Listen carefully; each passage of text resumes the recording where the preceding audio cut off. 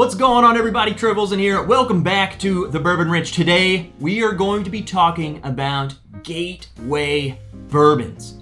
Which bourbon got you into bourbon? Gateway bourbons. It's what opened your mind to bourbon. What made you want to go down the rabbit hole of blowing all of your money on bourbon? Now, I only have my personal gateway bottle into bourbon, what the bottle was for me that woke me up. And so I kind of crowdsourced some information. I kind of asked some of my Patreon members what their go-to was. And I picked some bottles that I saw come up multiple times. So this list is kind of compiled from thoughts of other people. I challenge you.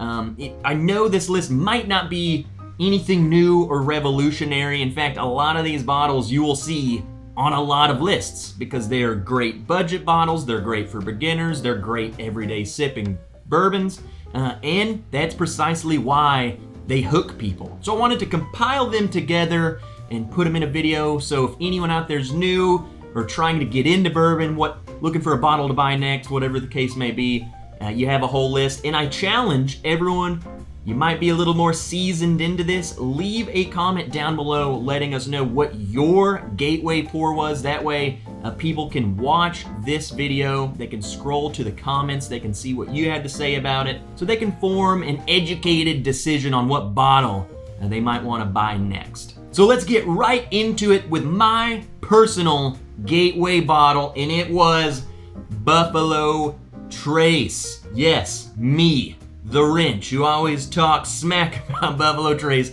was the exact bottle that got me into it. This was the bottle I tried that made me say, whoa, you can drink this neat, and I actually enjoyed it. I had a few bottles beforehand, and they didn't really do that much for me. It didn't make sense to me why people had these huge, glamorous collections and how they were drinking a neat. It never made sense to me until I had this, and I was like, whoa, I want to drink that. I want to drink more of it. I want to find other stuff that's good like that. It hooked me. It's been a downward spiral ever since.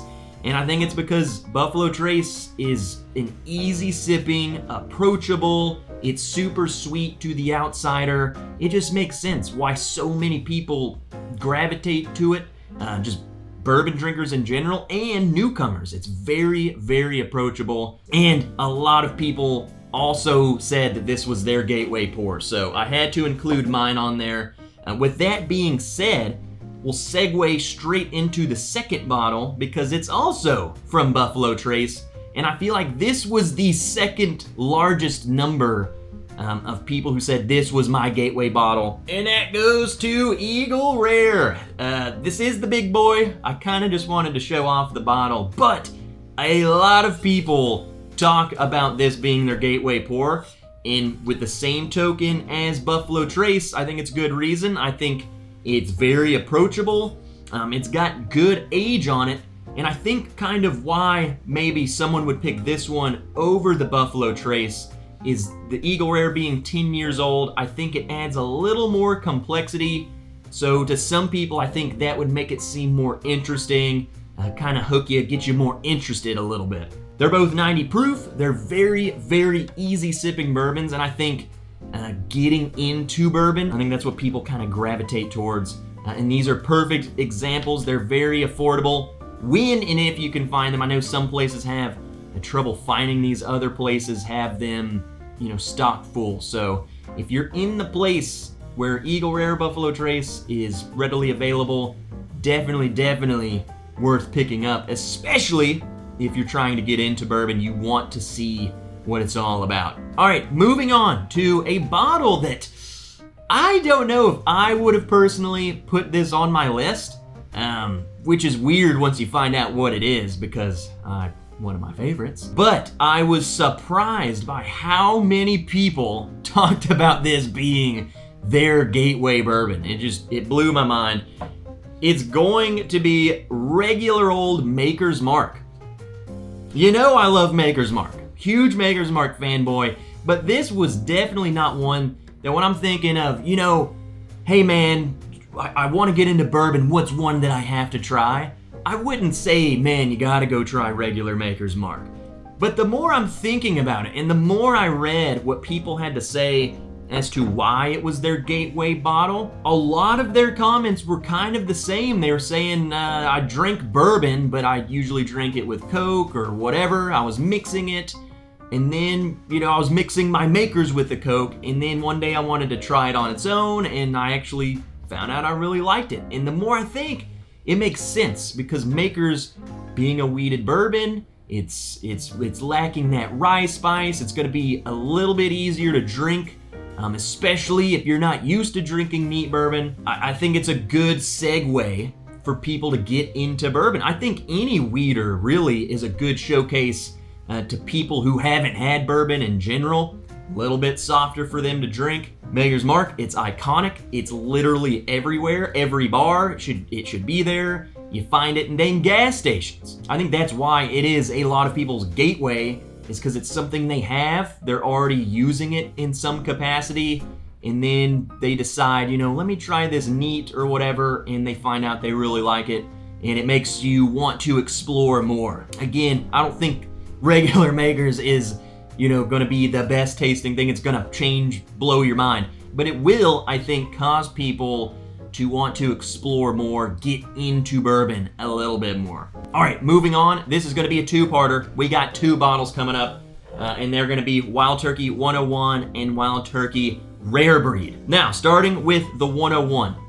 Kind of like the Maker's Mark, I think that this is very, very popular. Everyone knows what this is. This is another bottle that I think a lot of people are exposed to. They see the name, they see the bottle, they recognize it.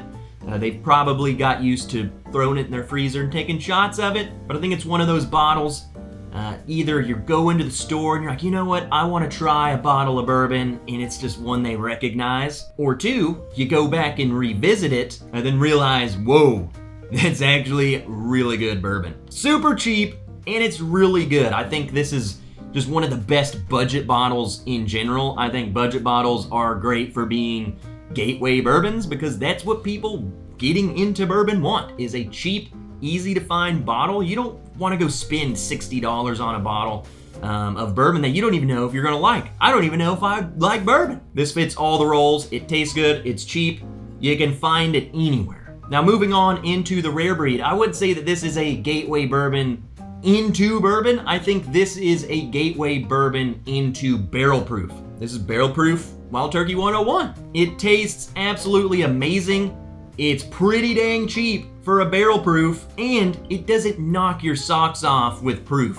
Okay, so I think if you're used to the 101 and you want to get into the barrel proof, Rare Breed is the perfect stepping stone. You're not gonna break the bank.